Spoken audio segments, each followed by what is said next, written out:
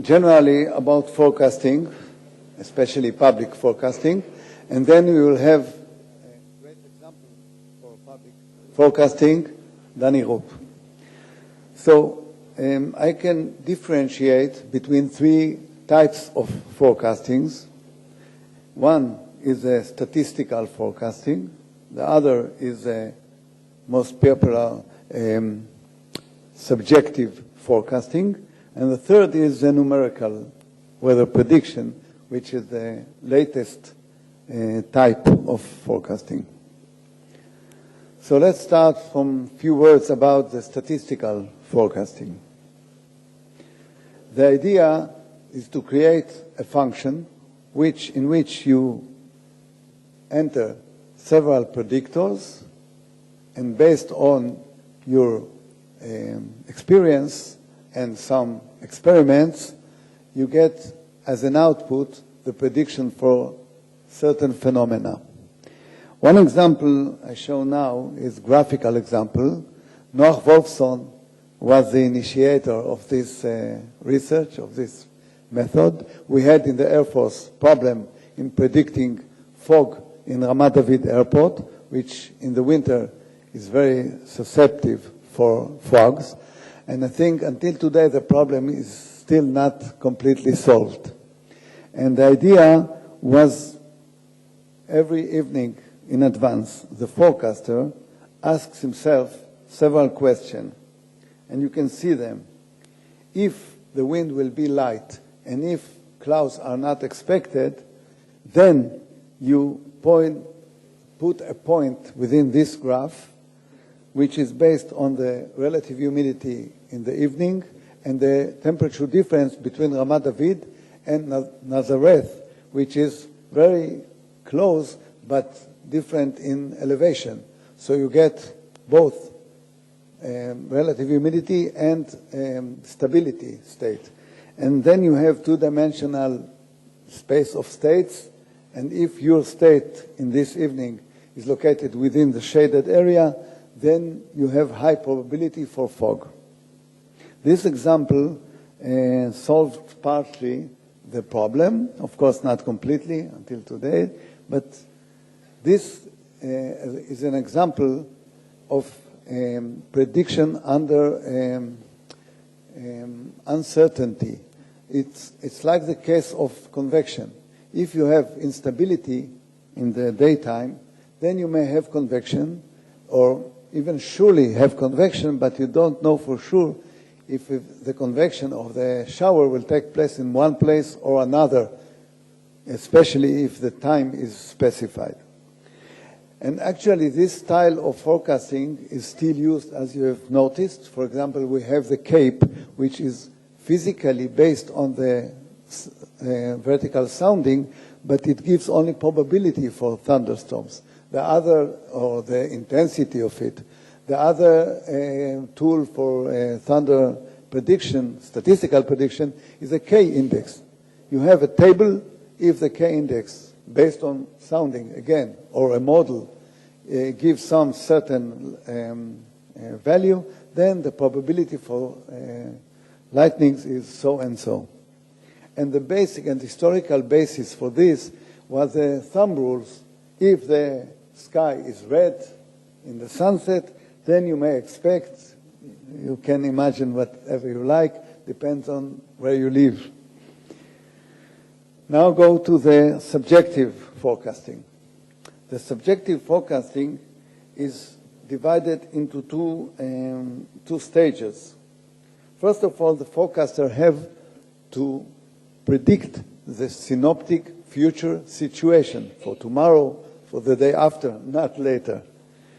And then, when you have the specified synoptic situation, then you can interpret or read the map into terms of weather. I want to give you several rules, only the primitive ones, just as examples, how you interpret a weather map. First of all, the basic rule is that when you see the pressure field represented by isobars, then you can know more or less what the wind field will be. So the wind is more or less parallel to the isobars, with a low pressure to the left, with some deviation, and the intensity is proportional to the density of the isobars. Another rule which comes from after you have in mind the wind picture, then as a first approximation, you can say that the wind direction gives you an indication about the properties of the air entering the region. For example, northerly is cold, southerly is warm. In Israel, easterly is dry. In New York, it's the opposite, and westerly is wet. Okay, very simple. But you have to notice, and even forecast in its beginning or first stage has to know that it's not enough to look at the wind direction, but you have to get some concept of the air trajectory before entering the region. For example, in Israel, if we have westerly wind, we have to ask what was the origin of the air before coming through the sea to Israel. So if it comes from the north, then it is cold in origin, then it is warmed by the sea surface and become unstable, which is very good for convection. And on the other hand, if the air comes from the Sahara, then it is dry and hot, and the passage over the sea makes it moist but stable, so it doesn't produce any convective clouds. Vertical air motion, as we all know, ascending air motion means condensation and cloudiness and precipitation if moisture is available, and in the other case, when the air subsides, then you have low visibility, stratified clouds if there is moisture, of course. And as a first approximation, if you want to search for places where air will ascend, you look for cyclonic systems.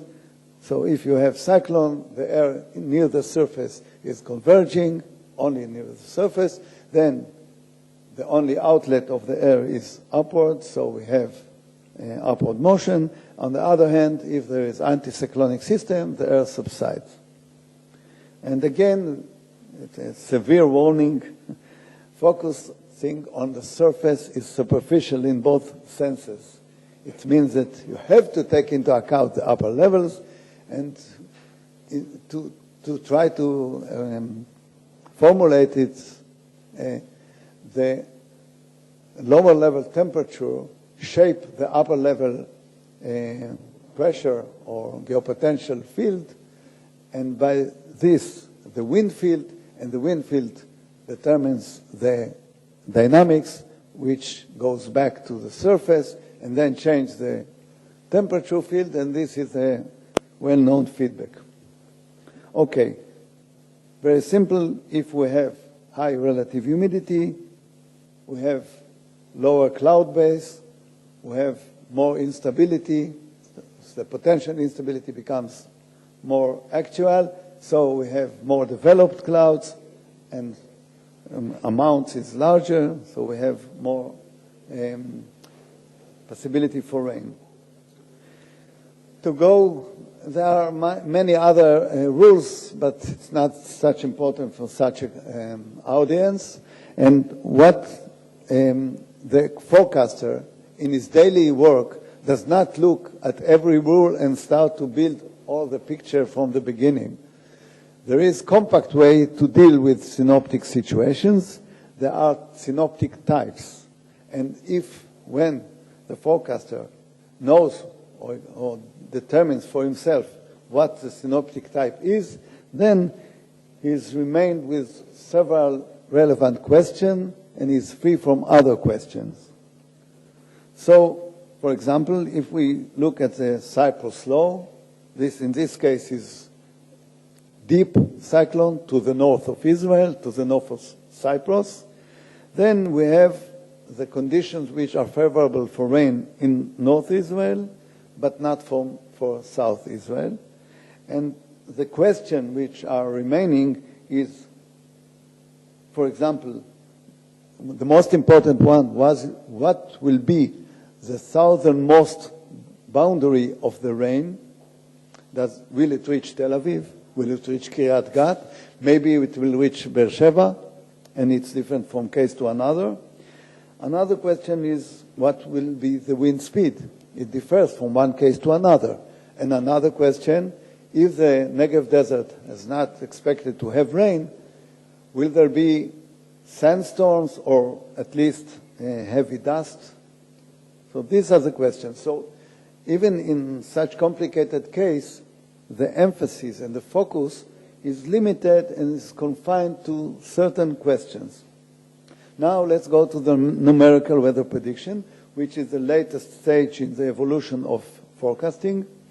The idea is that we predict the atmospheric field by simulation, and the main feature of numerical model, which is the mean for doing the job, is prediction equations, equations which contain time derivatives. And that's the whole idea. The physics lies in the set of equations, and they are solved. But unfortunately, yes, before I go to the unfortunately, the synoptic situation here is forecasted by the model, and then the forecaster does not need to deal with that unless we have different outputs from the different models, and then the forecaster has to have some judgment and to go back to the old days. But it's not happening often, and at least for a range of 2 days, it does not happen at all. And the problem is, unfortunately, the atmosphere is a continuum medium, and the equations which describe it are continuous differential equations, but it cannot be handled such way, and the atmosphere is divided to cubes or to cells, grid cells, so that each cell is represented by 1 point.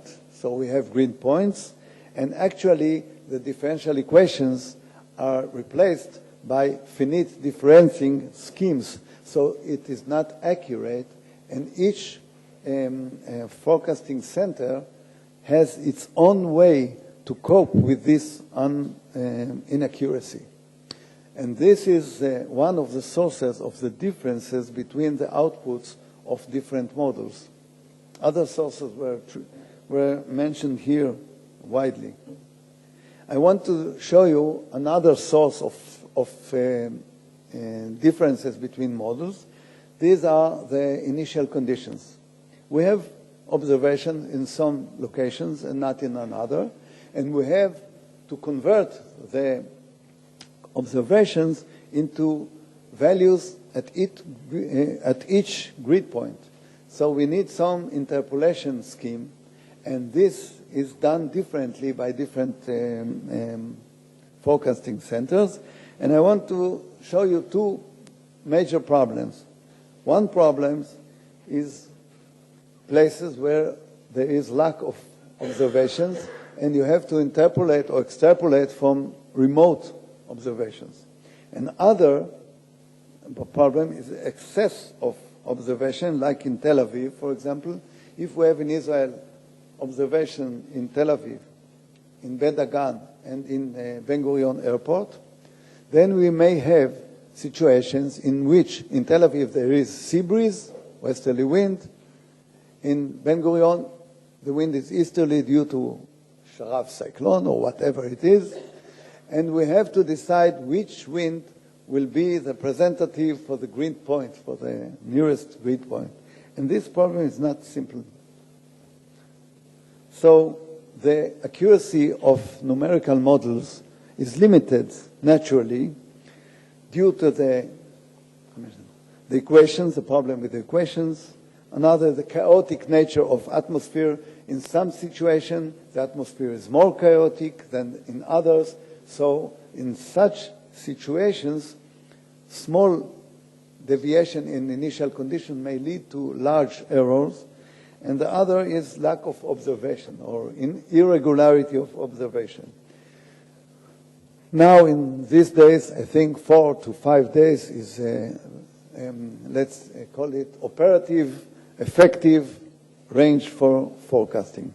I want to mention situations, or at least one of them, according to what we just said, in which the forecasting in Israel is problematic. And let's go back to the Cyprus law and see that when the wind comes from the west, the north has moist air, so there is rain there, but the Negev gets westerly dry wind from Egypt, and there is no rain. And the question is, what will be the boundary between the rainy place or rainy region and the non-rainy region?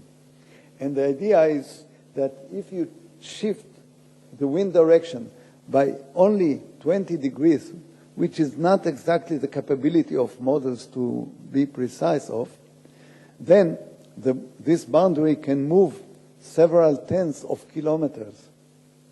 And this, actually, due to this problem, we cannot give a good service, for example, Kiryat Gat or Ashkelon in rainy days, because we cannot be sure about the exact location of this boundary.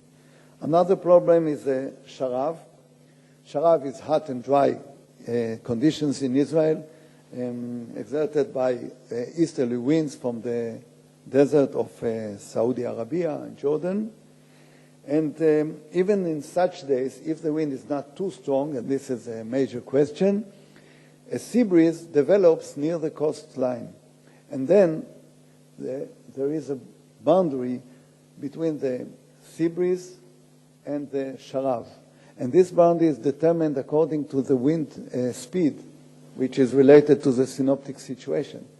And even 2 or 3 knots change, it means that this boundary can move for several kilometers, and there are many people in this region. So even in these cases, it is hard to give a good service.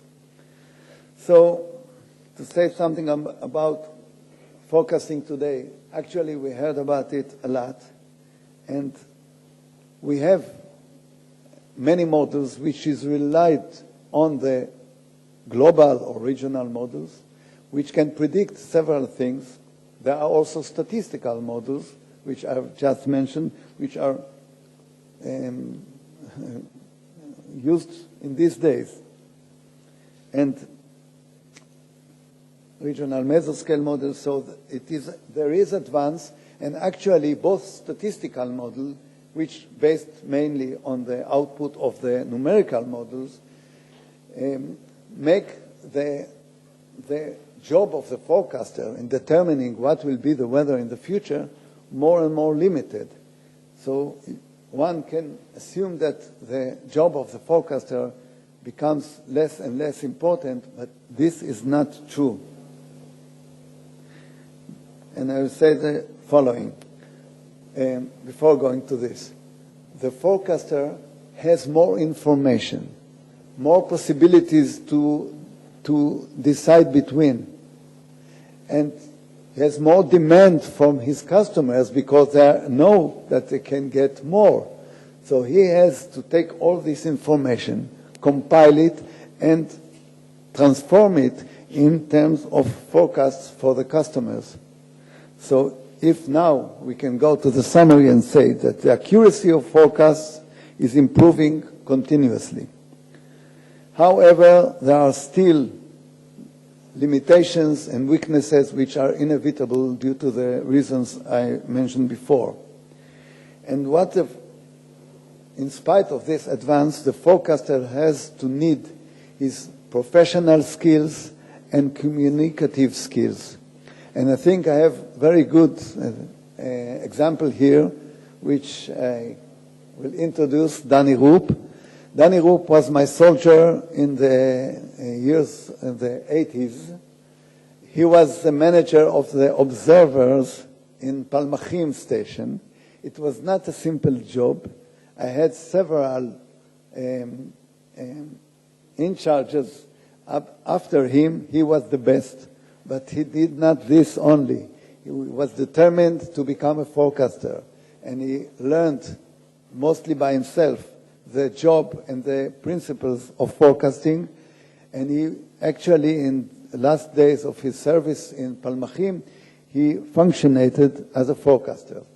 And when he left the army, he went directly to the communication, and he was chosen to be the first TV weatherman.